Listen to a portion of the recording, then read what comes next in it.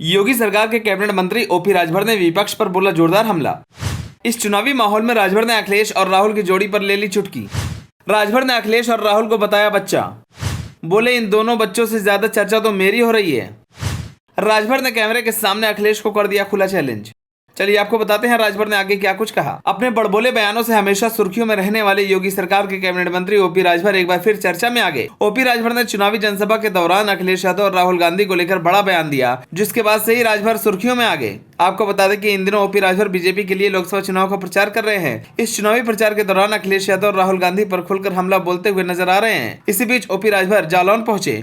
ओम प्रकाश राजभर ने राहुल गांधी और अखिलेश यादव को लेकर बड़ा बयान दिया। राजभर ने राहुल गांधी और अखिलेश यादव को बच्चा बताया और खुद को उनका चच्चा बताया, जिसके बाद से राजभर चर्चा में आ गए। इतना ही नहीं, राजभर ने लोकसभा चुनाव में सपा, कांग्रेस और बसपा को जनता से दूर बताया। विपक्ष के द्वारा पलटू राम बताए जाने के सवाल पर ओम प्रकाश राजभर ने कहा कि वो करें तो रासलीला और हम करें तो कैरेक्टर ढीला। ओम प्रकाश राजभर ने कहा कि सपा, बसपा और कांग्रेस आपस में दो बार गठबंधन करती हैं, तब वो पलटू राम नहीं होते। ओपी राजभर ने कहा कि हम लोग चुनाव जीतेंगे, सुल्तानपुर ही नहीं 80 की 80 सीटें जीतेंगे, चाहे कितना कोई चिल्लाए, मोदी जी ही आएंगे।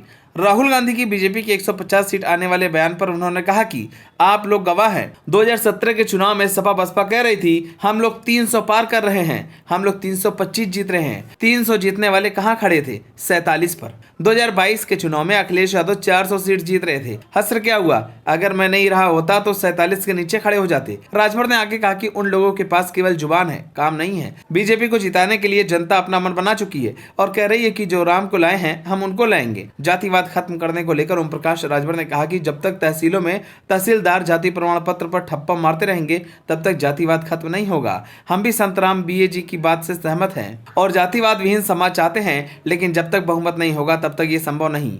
राजभर ने आगे कहा कि यहाँ प्रधानमंत्री, गृह मंत्री, मुख्यमंत्री और एनडीए के लोग जनता के बीच में बूथ स्तर पर काम कर रहे हैं, जनता को अपनी बात बता रहे हैं। दूसरी तरफ वो लोग प्रेस वार्ता या सोशल मीडिया पर हैं। यही काम है उन लोगों का, कैसे जीतेंगे? ओम प्रकाश राजभर ने आगे कहा कि गरीब कमल वाला बटन दबाएगा तो घरेलू बिजली का बिल नहीं देना होगा। 5 साल के अंदर कक्षा 6 से रोजगार पर शिक्षा लागू होने जा रही है। 24 के बाद 5 साल के अंदर यह शिक्षा लागू हो जाएगी। यह उनके दिमाग में बात समझ में आ रही है कि हुनर होगा तो हमारा बच्चा कभी भी कहीं भी कारोबार कर सकता है, रोजी रोटी कर सकता है। आपको बता दें कि जब से ओपी राजभर ने बीजेपी का दामन थामा है तब से राजभर विपक्ष पर हमलावर दिख रहे हैं। राजभर जहां भी चुनावी प्रचार करने जाते हैं विपक्ष को अपना निशाना जरूर बनाते हैं और जमकर हमलावर होते हैं। वहीं आपको बता दें कि इस बार के लोकसभा चुनाव में बीजेपी ने राजभर की पार्टी को यूपी में 1 सीट दी है, वो भी घोसी लोकसभा सीट। इस सीट पर राजभर ने अपने बेटे अरविंद राजभर को प्रत्याशी बनाया है। घोसी सीट पर 7वें चरण में 1 जून को मतदान होगा, जिसके लिए राजभर इन दिनों खूब जमकर पसीना बहाते दिखाई दे रहे हैं। बहरहाल जब तक चुनाव नहीं हो जाते हैं तब तक सभी पार्टियां एक दूसरे पर हमलावर होती रहेंगी। आप सभी को क्या लगता है इस बार के लोकसभा चुनाव में किसकी जीत होगी? हमें कमेंट कर जरूर बताएं। अगर आप नए हैं तो हमारे चैनल को सब्सक्राइब करें।